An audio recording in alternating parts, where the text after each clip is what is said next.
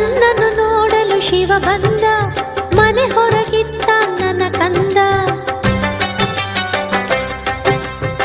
ಶಿವನು ನುಗ್ಗಿದ ದಾರಿ ಗಂಗೆ ಸೇರಿಸಲು, ಮಗನ